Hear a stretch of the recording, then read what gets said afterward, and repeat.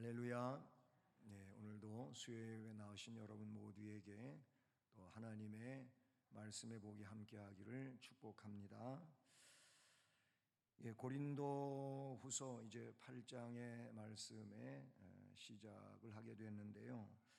이 8장과 9장은 연보하는 문제를 말씀하고 있습니다. 그래서 2절 중반에도 보면 그들의 풍성한 연보라는 말씀이 기록되고 있지요. 연보. 9장에까지 이 내용에 대하여 이어지는데, 그 연보는 고린도 교회가 하는 것만이 아니고 또 이 유럽에 넘어와서 거기서 빌립보, 데살로니가, 그리고 베레아, 또 더 남쪽으로 내려와서 아가야 지방의 아덴과 고린도, 이런 내용들 전체에 걸쳐져 있고 소아시아에서도 그렇게 나타나고 있는 내용들이죠. 그럼 이렇게 바울 사도가 1차, 2차 전도여행 때부터 시작된 내용인데, 또 3차 전도여행까지 유럽 지역을 다니면서 그렇게 교회마다 요청했던 내용입니다. 어디를 위해서 그러냐면은 예루살렘 교회를 구제하기 위해서 했었음을 우리가 보게 되죠. 바울 사도는 이미 고린도전서를 보낼 때 그때 연보 문제를 언급했어요. 그래서 고린도전서 16장 마지막 장이죠. 거기 1절에 가보게 되면은 거기는 이제 갈라디아 교회들에 대하여 나오고 있어요. 성도를 위하는 연보에 관하여는 내가 갈라디아 교회들에게 명한 것 같이 너희도 그렇게 하라 하면서 주신 말씀들이 거기에 나오고 있습니다. 근데 이런 말씀들에 보게 되면은 이미 갈라디아 지역에서 그 갈라디아 지역은 소아시아 중부에 속한 지역이라고 볼 수가 있는데, 벌써 거기에서도 이 연보에 대한 내용을 말씀했지요. 그런데 그 갈라디아 교회와 같이 고린도 교회 성도들인 너희들도 연보하라 라는 것이고, 그 다음에 고린도전서 16장 2절을 보면은 어떻게 하라 그랬냐면 매주 첫날에, 첫째 주일이죠. 그 첫째 주에 너희 각 사람이 그 수입에 따라 모아두어서 내가 갈 때에 연보를 하지 않게 하라. 안 하다가 그때 가서 고린도에 가면 그때 내가 너희들에게 왔으므로 한꺼번에 하려고 그러다가 무리수가 되지 않도록 하라는 것이죠. 그러니까 매주 첫날 이렇게 그 헌금, 이익에 반하여 헌금을 모아두었다가 그때 할 수 있도록 해라라는 겁니다. 그러니까 갈라디아 교회에 명령한 것처럼 하라. 오늘 말씀에서는 8장 1절, 고린도후서 8장 1절에 오면 형제들아, 하나님께서 마게도냐 교회들에게 주신 은혜를 우리가 너희에게 알린다. 환난의 많은 시련 가운데서 그들이 넘치는 기쁨과 극심한 가난이 그들의 풍성한 연보를 넘치도록 하게 하였느니라. 내가 증언하노니 그들이 힘대로 할 뿐 아니라 힘에 지나도록 자원해서 했다. 이런 말씀으로 1절, 2절, 3절에 이어지고 있는 걸 봅니다. 자, 여기서 오늘 고린도후서 8장에서는 마게도냐 교회의 풍성한 연보에 대하여 말씀할 뿐만 아니라 그 교회가 나름대로 본이 될 만한 이런 내용이 나타나고 있다는 사실을 가르쳐주고 있는 것이죠. 여러분, 그 예루살렘 교회가 왜 구제를 받아야 되느냐라는 점에 대하여 우리가 생각해 볼 필요도 있겠죠. 왜 예루살렘이 사실은 그 거기 하나님의 성전이 있는 곳이고, 그리고 이스라엘의 중심이라고 할 수 있는 그곳이, 그리고 거기에 세워진 그 예루살렘 초대교회, 어느 교회보다도 첫 번째로 세워진 교회이고, 그 다음에 교회의 그런 모체라고 할 수 있는 예루살렘 교회와 성도들은 왜 그렇게 가난했을까라는 점이지요. 예루살렘 교회에 구제가 필요했던 것은 그들이 박해를 받아서 그 직업 생활을 하기가 어려웠었다라는 점이 먼저 언급이 되는 거예요. 너무 이 기독교인들에 대한 탄압이 심하다 보니까, 유대인들하고는 좀 다릅니다. 그러니까 유대교에서 기독교, 즉 예수님을 중심으로 하여 마가의 다락방에서부터 세워진 이 교회와 성도들이 직업을 갖고 생활하는데 엄청난 어려움이 있었어요. 왜냐하면 박해가 예루살렘을 중심으로 하여 극심하게 일어나니까, 그래서 예루살렘에서 박해 때문에 사람들이 제자들 외에는 흩어졌다고 하는 이런 말씀이 사도행전에도 나오지 않습니까? 이렇게 그리스도인으로서 직업을 가지고 생계를 위하여 일해 나가는 데 있어서 박해 때문에 너무나도 어려움이 있어서 그들이 생활이 가난해질 수밖에 없었다, 이런 내용도 나타나고요. 그 다음에 이렇게 그 유대인들로서 나름대로 레벨이 있는 그런 사람들보다는 오히려 빈민층의 사람들이 예수를 구주로 믿는 이런 일들이 먼저 확산이 된 거죠. 그래서 직업 생활이 잘 안 됐고, 또 빈민층으로서 많은 사람들이 그 교회에 주를 이루었다라는 것이죠. 박해 때문이라고 하는 내용은 사실은 이 예루살렘이 신앙의 요람이잖아요.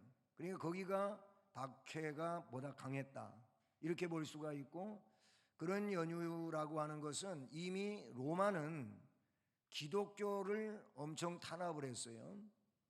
그래서 바울 서신이나 이 사도행전에 보게 되면은 고린도에서 바울 사도가 만났던 로마에서 추방된 인물들이 있습니다.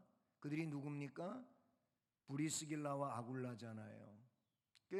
로마 안에서, 이탈리아 안에서도 박해 때문에 그래서 재산을 몰수당하고 쫓겨난 일들이 있었어요. 그 대표적인 인물이 성경에 브리스길라와 아굴라로 나오잖아요. 그래서 그들이 이탈리아에서 고린도까지 와가지고 고린도에서 바울 사도를 만나고 선교 사역에 함께하는 이런 상황에 대한 말씀들이 나오고 있음을 봐요.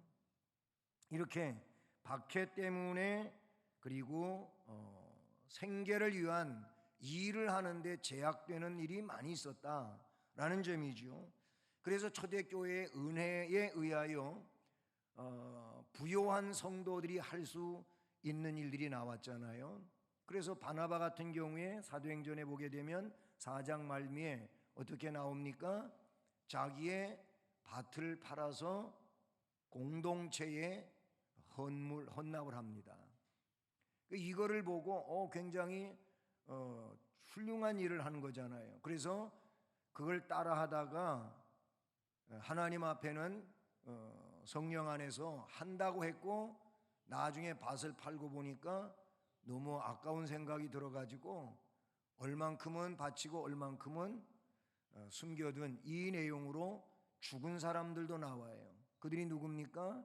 아나니아와 삽비라 이야기가 사도행전 5장에 나오잖아요. 어쨌든 이렇게 초대교회의 진실한 신앙인들이 자기의 재물을 결국 교회에 헌납을 합니다. 그러면 이런 내용이 어느 정도 일정 기간 있다가 좀 풀리면 문제가 안 될 텐데, 이게 굉장히 길어지고 끝이 안 보이는 상황이 되다 보니까 이런 이들의 기부에 의해서 어려운 사람들과 함께 유무상통의 삶을 살게 되잖아요. 근데 그것까지도 이제는 거의 바닥이 나가는 이런 상황이 되니 예루살렘 교회는 가난할 수밖에 없다. 그 교회 성도들은 어려울 수밖에 없다고 하는 것이 성경에는 자세하게 그런 내용들은 나오지 않고 있지만은 여러 내용들이 종합적으로 볼 때 그런 문제로 예루살렘 교회는 가난하게 되었고, 그래서 예루살렘에 와서 그 교회에서 일정 기간 머물렀던 바울 사도는 1차 전도여행 마치고 말입니다, 그 부분을 느끼게 되는 거예요. 그래서 2차 전도 여행이 시작되면서 자신이 전도해서 세워진 교회들마다 가서 예루살렘 교회를 도와주십시오, 그래서 연보해 주십시오 하는 얘기들이 등장하게 된단 말이죠. 여러분, 교회가 쓰는 용어가 연보가 있고 헌금이 있어요. 헌금. 우리는 다 헌금이라고 하는 말로 통일돼 있지요. 근데 성경에 보면 연보라고 하는 말도 나오고 헌금이라고 하는 말도 나오지요. 연보는 좀 더 좁은 의미라고 볼 수 있고, 헌금은 전체적인 넓은 의미라고 볼 수가 있습니다. 그래서 어떤 좁은 의미냐, 연보는 성경에 나타나고 있는 그 의미로 볼 때 연보는 구제를 위하여, 그 구제라고 하는 목적을 위하여 드리는 내용에 대하여 연보라고 쓰고 있다는 사실이지요. 아마 인터넷에 여러분이 검색을 해봐도 그것은 어떤 한문 뜻풀이 이전에 성경적 의미를 가지고 그렇게 설명하고 있는 것을 여러분이 보실 수 있을 겁니다. 근데 헌금은 좀 더 넓은 의미고 포괄적인 내용이라 그런 얘기죠. 그래서 연보는 구제라고 하는 그 목적이지만 헌금은 하나님께 바치는 거로 돼 있고, 그리고 그 내용은 세워진 교회 유지를 위하여, 즉 경상비와 같은 내용으로서 하나님 앞에 바쳐지는 것이다, 이렇게 요약할 수가 있다는 사실이죠. 오늘 이 말씀에서 우리가 살펴보는 것은 이 마게도냐 교회의 풍성한 연보가 오늘 제목인데, 오늘 말씀에 보게 되면 2절에 이 마게도냐 교회에 대하여 1절에서는 은혜를 주신 은혜를 우리가 너희에게 알려주겠다라고 하면서 2절에서 환난의 많은 시련 가운데서,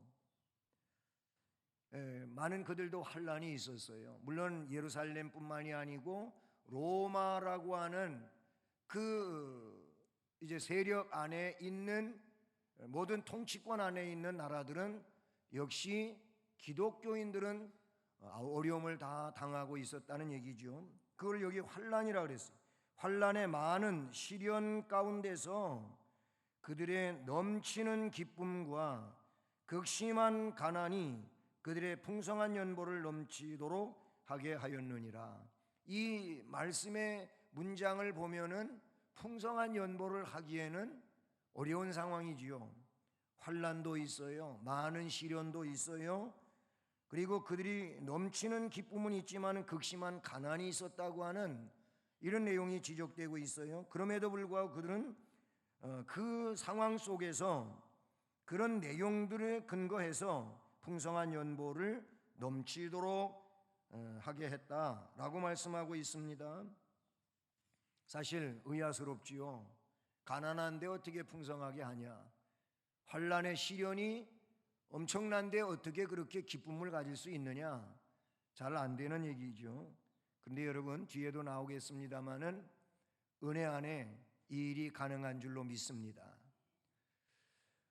그리고 환난과 시련은 극심하지만 그러나 내 안에 성령의 은혜가 임하게 되고, 그리고 하나님의 놀라운 역사들을 경험하게 되면 그 환난도 시련도 이 기쁨을 빼앗아 갈 수가 없습니다. 저는 그래서 오늘 수요 오전 예배 드릴 때에도 말씀을 드렸는데, 경험한 자는 이 내용이 뭔 얘기인지를 알아요. 근데 경험을 안 해본 사람은 이게 이해가 안 되지요. 환난이 있고 시련이 큰데 어떻게 기쁨을 가질 수 있느냐? 또는 가난한데 풍성한 연보를 그것도 넘치도록 할 수 있겠느냐? 어렵지요. 그런데 은혜 안에서는 성경의 내용을 우리가 볼 때 가능하다고 하는 것을 깨닫게 된다는 사실이죠. 여러분, 초대교회에는 예루살렘 교회의 성도들을 위한 연보가 바울 사도에 의해서 활발하게 아시아에서도 유럽에서도 그렇게 진행이 되었다는 사실이죠. 이 내용에는 그래서 사도가 먼저 이 일들을 깨닫고 느끼면서 그리고 할 수 있는 그런 내용들을 외부에 이 예루살렘이 아닌 다른 지역에 가서 전했다는 겁니다. 사도가 누굽니까? 사도에게는 3대 특권이 주어져 있어요. 그 3대 특권이 뭐냐면은 첫째는 말씀을 오류 없이 기록할 수 있는 그 권능을 주께서 주셨어요. 그래서 사도들이 성경을 기록했단 말이죠. 복음서도 기록했고 서신서도 기록하게 되고 서신서는 바울 서신 대부분 그렇죠. 공동 서신도 있고 그렇잖아요. 그러면 이 서신서를 기록하는 사도들에게는 특별한 하나님의 감동이 있었다고 보시면 되는 겁니다. 그래서 말씀을 기록하는데 오류 없이 기록할 수 있게 하셔서 이게 사도들에게 주어진 아주 놀라운 권세라고 볼 수가 있어요. 또 한 가지는 뭐냐면 주의 이름으로 안수할 때 성령이 임했다고 하는 이 그 권한이 사도들에게 주어진 거예요. 그런 내용이 있어요. 또 한 가지는 뭐냐면 교회를 주의 이름으로 세우는 이 권리가 그들에게 주어진 겁니다. 그래서 그 일들을 감당했어요. 그런데 그 첫 번째 내용 말입니다. 무슨 얘기였죠? 오류 없이 말씀을 기록할 수 있는 그 권능을 주었을 때 성경과 더불어서 사도들이 가는 곳마다 전도하는 지역마다 그곳에서 주의 뜻을 전합니다. 그 주의 뜻이라고 하는 건 성경에도 기록되어 나타나기도 하지만 또한 저들에게 그 자리에서 감동에 의한 내용으로 증언되기도 했다는 것이죠. 그 중에 하나가 뭐냐면 연보에 대한 문제였다 그런 얘기예요. 그러니까 이 내용은 하나님이 사도에게 주신 그 영적 감동과 메시지로 갈라디아 지역에서도 아니면 마케도니아 지역에서도 아가야 지역에서도 그렇게 전해졌다 그런 얘기예요. 이 내용을 그러므로 사도의 증언 혹은 사도의 가르침 이 내용이 결국은 기준과도 같은 것으로 그 초대 교회 소아시아 유럽 지역의 교회들에게 작용이 됐다 이렇게 보시면 되는 겁니다. 그래서 이들 그 유럽의 지역이면 우선 이제 마케도니아 지역이 나오잖아요. 소아시아에서 바다를 건너서 가면은 마게도니아가 나와요. 성경에는 그곳을 어떻게 먼저 설명하냐면은 빌립보 지역에 갔는데 이 빌립보들을 마게도니아의 첫성이라고 나오죠. 거기에서 첫성은 처음이라고 하는 의미도 없지 않아 있지만은 사실 바다 건너가면 이 빌립보가 처음은 아니에요. 근데 그렇게 설명되고 있는 것은 이 마케도니아 지방에서 최고의 성은 빌립보였다 이런 이해를 가지면 됩니다. 그래서 마게도니아는 빌립보에서 조금 더 남서쪽으로 내려오면 데살로니카에서 좀 더 남쪽으로 내려오면은 베레아 이렇게 나타나죠. 그리고 그곳에서 다시 더 남서쪽으로 내려오다 보면은 이제 바닷가가 나오고 항구 도시가 나오고 운하와 같은 곳이 나오는데 거기가 아덴과 고린도입니다. 거기를 아가야 지방이라고 이렇게 부르게 되는 거예요. 소아시아에서는 다른 이제 갈라디아라고 하는 지명으로 많이 나오지요. 어쨌든 그런데 이 마게도냐라고 하는 말씀이 오늘 나와요. 하나님께서 마게도냐 교회들 하면은 마게도냐 지방에 있는 여러 개의 교회를 말해요. 그럼 대표적으로 빌립보, 데살로니가 교회, 베레아 교회 이런 교회들이 나온다고 볼 수가 있는 것이죠. 근데 이런 마게도냐 교회들이 하나님의 주신 은혜를 바울 사도는 고린도에 알린다는 겁니다. 저들은 많은 환난, 시련, 넘치는 기쁨을 가지고 극심한 가난 중에도 풍성한 연보를 했다. 이렇게 말씀하고 있습니다. 그것은 사도의 감동된 말씀에 의하여 감당한 일이지요. 자, 그러면 이렇게 환난의 많은 시련 중에도 넘치는 기쁨을 가지고 또 그러면서도 가난 중에도 풍성한 연보를 넘치도록 했다. 이 얘기는 앞에 제가 은혜라고 하는 말씀을 드렸지만은 그런 사실 이거는 믿음이지요. 하나님의 그 말씀에 대한 믿음, 약속에 대한 믿음, 또 그 약속과 말씀에 대한 약속 속에는 뭐예요? 주를 위하여 충성하는 이 삶에는 하나님의 은혜와 복과 그리고 영원한 상급에 관한 문제들도 전체적으로 언급되고 있는 내용이라고 볼 수가 있는 것이죠. 이 믿음이 있는 곳에는 결국 하나님께 헌신하는 역사가 기쁨으로 넘치게 나타난다고 볼 수가 있는 것이지요. 여러분, 신앙생활에서 헌금의 은혜가 따르지 않게 되면은 진정한 헌신이라고 말하기 어렵습니다. 진정으로 은혜를 받은 성도는 헌금에 있어서 인색한 마음을 갖지 않습니다. 오히려 부족하게 느끼는 것이고 또 하나님 앞에 더 헌신하기를 마음 먹고 그 방면으로 기쁨을 가지고 나아가게 되는 줄로 믿습니다.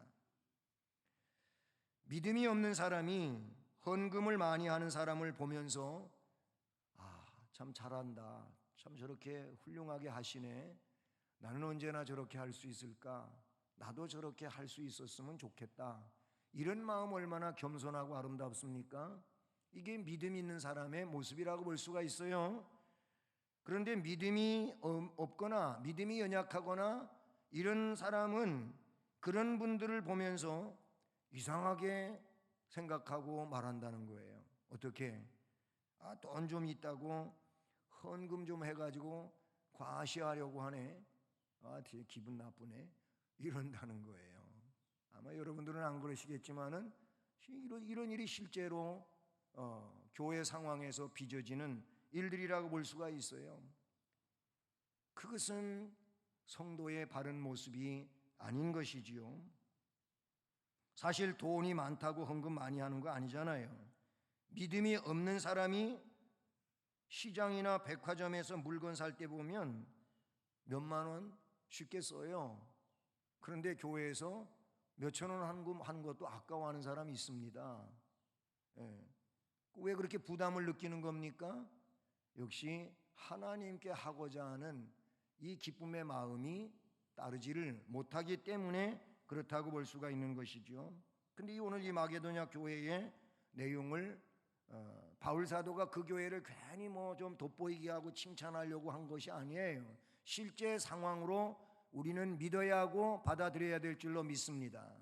근데 그 내용을 보면 다시 보지만은 환난의 많은 시련 가운데서 그들의 넘치는 기쁨이 있었어요. 극심한 가난이 그들의 풍성한 연보를 넘치게 만들었어요. 3절은 내가 증언하노니 그들이 힘대로 하였어요. 그렇게 할 뿐만 아니라 힘에 지나도록 자원했다고 말씀하고, 이거는 그 교회의 훌륭한 모습이고 모범이 되는 겁니다. 9장 2절에 가보면 이는 내가 너희의 원함을 알미라, 내가 너희를 위하여 마게도냐 인들에게 아가야에서는 1년 전부터 준비하였다는 것을 자랑하였는데 과연 너희의 열심이 퍽 많은 사람들을 분발하게 하였느니라, 이런 말씀도 나와요. 3차 전도 여행을 통해서 예루살렘 교회에 가난한 성도를 위한 특별 구제연금을 요청했는데, 그런데 불행하게도 고린도 교회는 인색했어요. 헌금을 약속했지만 1년이 지나도록 반응을 보이지 않았어요. 그래서 바울 사도는 마게도냐 교회를 예로 들면서 헌금에 동참하기를 호소하고 있다, 그런 얘기지요. 그런데 그 마게도냐 교회는 힘대로 할 뿐 아니라 힘에 지나도록 했다. 당시 마게도냐 교회도 로마의 수탈 정책으로 인해서 많은 어려움이 있었어요. 그 지역의 유대인들로 인하여 많은 박해도 받았어요.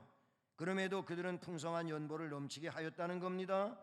힘대로 할 뿐 아니라 힘에 지나도록 했다고 말씀합니다. 그러면서 뒤로 이어지는 말씀에 5절을 보면 뭐라고 합니까? 우리가 바라던 것뿐 아니라 그들이 먼저 자신을 주께 드리고 그랬어요. 자원했다는 말씀을 우리는 이 말씀에 보면서 그리고 자신을 주께 드렸다라는 겁니다. 뭐 뒤에 이제 쭉 9장까지 이어지는 말씀으로 내려가 보게 될 때 거기에 자원하여, 억지가 아닌 자원으로 라는 그런 말씀들이 나오고 있는 것을 우리가 볼 수 있는데요. 성경은 억지로 하는 것을 원하지 않습니다. 자진해서 자신이 스스로 원하여 그렇게 하고자 하는 이 내용, 그것도 앞에 말씀드렸지만은 은혜 있으면, 믿음 있으면 그렇게 되는 줄로 믿습니다. 뭐 우리 한국 교회 한 30, 40년 전으로 거슬러 올라가 보면은요, 한참 교회들이 이제 부흥하고 그리고 예배당을 작은 예배당에서 큰 예배당으로 짓는 이런 시대였어요. 그때에는 부흥 강사를 초청해다가 그래서 헌금 강조하는 이런 설교도 하고 막 작정도 하고 그래서 실제로 많은 헌금 액수가 나오기도 하고 예배당을 짓고 그랬어요.